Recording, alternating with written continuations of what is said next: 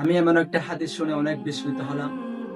একদা আমাদের নবী মুহাম্মদ মুস্তাফা সাল্লাল্লাহু আলাইহি ওয়াসাল্লাম তার সাহাবায়ে কিরামদেরকে সমবেত করে বললেন, হে আমার সাহাবায়ে কিরাম, তোমরা কি জানো এমন একটা সময় আসবে যখন মুসলমানদেরকে কাফের বেঈমানেরা মানুষ বলে মনে করবে না।